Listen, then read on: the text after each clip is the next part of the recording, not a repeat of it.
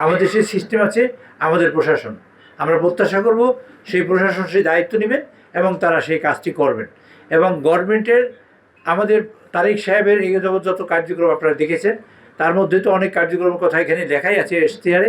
বাস্তবায়নের মধ্যে যেন আমরা কৃষক কার্ডের কাজ করেছি, তাতে কৃষকরা স্বল্প মূল্যে বীজ, সার, কীটনাশক পাবেন এবং বৈজ্ঞানিক পদ্ধতিতে চাষাবাদের সুযোগ পাবেন এবং তাদের কী কী গভর্নমেন্টের সকল সুযোগ সুবিধা তারা সেখান থেকে পাবেন। আমরা ফ্যামিলি কার্ড করেছি, আমাদের অবহেলিত নারীদের ক্ষমতায়িত করা এবং সমাজে প্রতিষ্ঠিত করা এবং স্বাবলম্বী করা, এই জন্য করেছি। শিক্ষাকে তিনি গুরুত্ব দিয়ে তিনি করেছেন, মহিলাদের সবল ডিগ্রি পর্যন্ত লেখাপড়া অবৈতনিক করেছেন এবং উপবৃত্তির টাকা পাবেন।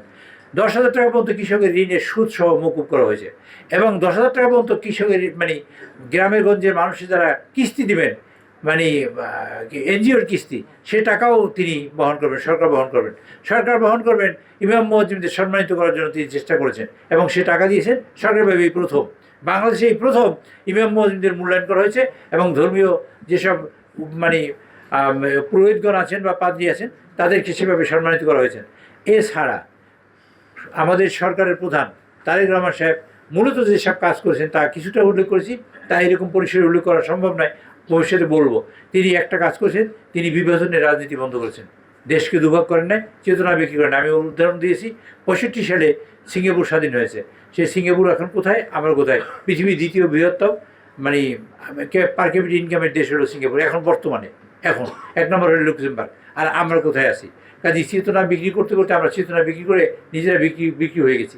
তারা কাজ করেছে এখানে সম্পদ লুট করে বিদেশে পাচার করেছে আর কাজ করেছে, সেই সম্পদ তারাও খেতে পারবে না, এতে সে মানুষ বঞ্চিত হলো। তারেক সাহেব বলেছেন আমি বিদ্যুতের ভর্তুকি দেবো, 36,000 কোটি টাকা বিদ্যুৎ ভর্তুকি দিয়েছেন, তারপরেও টাকা দিচ্ছেন যে এই দেশের টাকা এই দেশের মানুষ থেকে। আপনাদের একটা কথা বলি, আপনার বোঝার জন্য বলছি। আমাদের দেশে তেলের লাইন একটা পেট্রোল পাম্পে 2 কিলোমিটার, 3 কিলোমিটার, 5 কিলোমিটার মতো ছাড়িয়ে গেছে। আমরা সিদ্ধান্ত নিলাম যে আমরা সবাই মিলে ঐক্যবদ্ধভাবে এই সমস্যার সমাধান করব। 3 দিনের মধ্যে তেলের লাইন নেই। 3 দিনের মধ্যে তেল কি আমরা প্ল্যানিং করে নিয়ে আসছি না রয়কট করে নিয়ে আসছি? এই তেল এই দেশে ছিল। আর্টিফিশিয়াল ক্রাইসিস তৈরি করে কিছু কিছু দুষ্ট মানুষ সমাজকে ক্ষতি করার জন্য, সরকারের ভাবমূর্তি নষ্ট করার জন্য, এই দেশের মানুষকে ক্ষতি করার জন্য মূলত তারা এই কাজগুলো করে থাকে। আমি সাংবাদিকের কাছে বলতে চাই, আপনারা এই দায়িত্ব নিয়েন।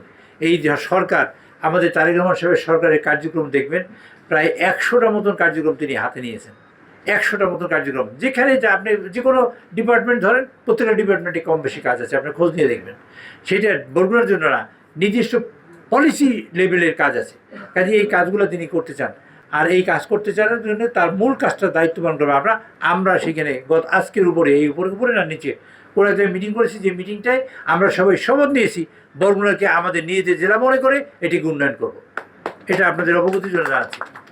সরকারি কর্মকর্তা সবাই শপথ নিয়েছেন আমরা এলাকাকে উন্নয়ন করব। আমরা বরগুনা জেলাকে একটা মডেল জেলা করতে চাই। বরগুনা জেলাকে আমি বলছি শুধু টার্গেট বা আমার বরগুনা, মাথার মধ্যে আছে বরগুনা, বাড়ি বরগুনা, কিন্তু সমগ্র উপকূলকে নিয়ে আমরা একটা মন্ত্রণালয় যা করার জন্য দাবি জানিয়েছি মাননীয় প্রধানমন্ত্রীকে। মাননীয় প্রধানমন্ত্রী এর ব্যাপারে কাজ করছেন, পার্লামেন্টে কোনো না বললেও তিনি কাজ করছেন। আমি তার কাছে ছোটো করে বলেছি যে পার্বত্য একটা মন্ত্রণালয় আছে 3টে উপজেলা নিয়ে, আমাদের কক্সবাজার থেকে শুরু করে একবারে ইমা থেকে সাতক্ষীরা পর্যন্ত সবই উপজেলা আমাদের সাগরে পারে। আমরা বিরাট সম্পদ দিতে পারি। আমাদের এইরকম 2টা গভর্নমেন্ট এই দেশে 2টা দেশের মানুষের বাঁচিয়ে রাখার সম্পদ আমাদের উপকূলে আছে, আমরা সেই পরিমাণ রেভিনিউ দিতে পারি। আমাদের 8টা ক্ষেত্র আছে যেখানে এক্সপ্লোর করতে পারি, 8টা ক্ষেত্র, তা আমরা করি নেই। আমরা এগুলো সব করতে চাই। তার মধ্যে 8টা ক্ষেত্র যোগ হয়েছে আজকে এখানে বসে। আমার মনে ছিল না, চোরাচালান যদি রোধ করি বিশাল পরিমাণ টাকা এখানে রেভিনিউ সেভ হবে, আমাদের বিশাল পরিমাণ টাকা, দেশে ইন্ডাস্ট্রি দাঁড়াবে, আমাদের প্রোডাকশন লাইন সক্ষমতা বাড়বে। কাজে এই 8টা প্রোডাকশনের মধ্যে আমি বলি প্রজেক্টের মধ্যে একটা হলে আমরা ইকোনমিক জোন করতে পারি। Number 1 is very important. আমরা হাজার লক্ষ মানুষকে কাজ দিতে পারি। ঢাকা থেকে, রংপুর থেকে, দিনাজপুর, গাইবান্ধা থেকে লোক আসবে আমাদের এখানে কাজ করতে, আমরা পারি এটা করতে। ইনশাল্লাহ আমরা করবো, আপনারা সহযোগিতা করেন। নাম্বার 2 হলো আমরা বিদ্যুৎ তৈরি করতে পারি, এই যে উইন্ড মিল বলে এটাকে, যে বাতাস আসে সেটা দিয়ে আমরা বিদ্যুৎ তৈরি করতে পারি। নাম্বার 3 হলো আমরা পর্যটন করতে পারি, আমরা এটা করতে পারি, এটা সম্ভব সুন্দরবন থেকে কক্সবাজার পর্যন্ত। এবং এটা এখানে আমাদের সকল মানুষের, মানে এই বেল্টের সকল মানুষ এখানে কাজ করতে পারে। আমরা ডিপ সি পোর্ট করতে পারি, ফিশ ধরতে পারি, সংরক্ষণ করতে পারি এবং তার প্রসেসিং করতে পারি, এক্সপোর্ট করতে পারি।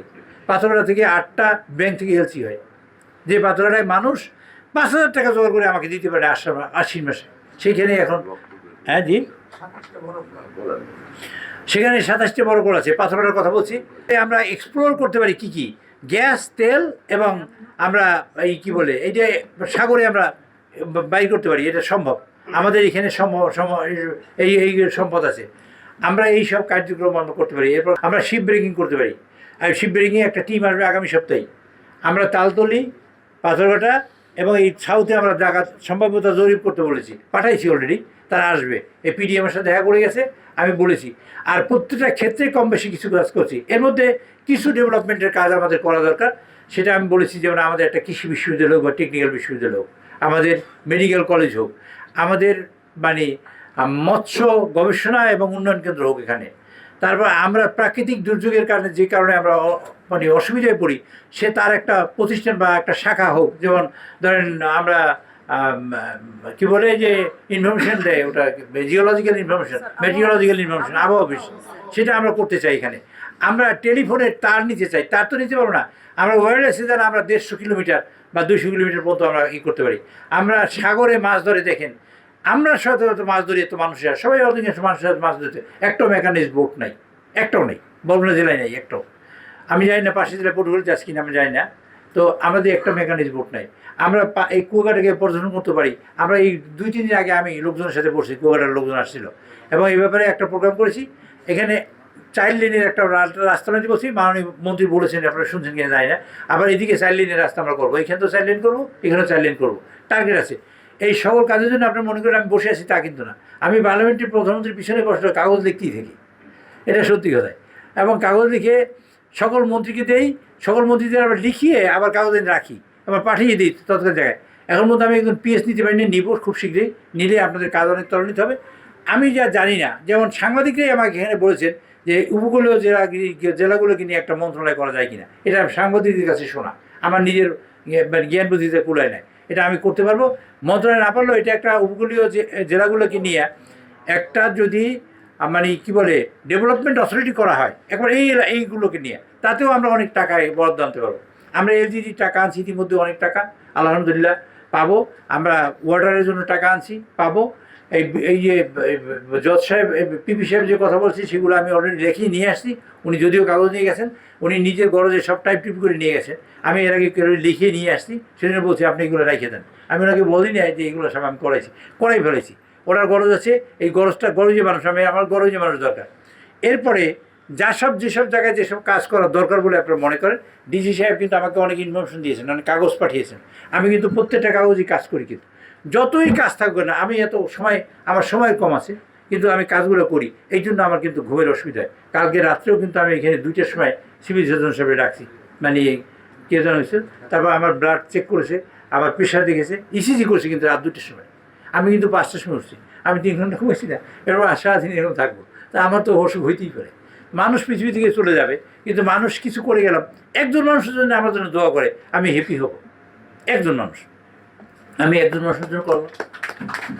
আমি সরকারি কর্মকর্তার সবাইকে অনুরোধ করতে চাই, আপনারা কিন্তু সবাই একজন মানুষের করবেন। আমি সাংবাদিকদের সাথে এই একই সাথে কথা বলছি। আমরা আজকে মাদক নিয়ে কথা বলেছি, আপনার সেই একটা কমিটি করবে। এখানে সবাই শিক্ষিত মানুষ, এবং সবাই এই দেশে যা শিক্ষা আছে সেই শিক্ষা সর্বোচ্চ শিক্ষায় শিক্ষিত। আমি বিনয়ের সাথে বলতে চাই সকল কাছে, আমরা উদ্যোগ নেব বরগুনা জেলাকে একটা মডেল জেলা করতে।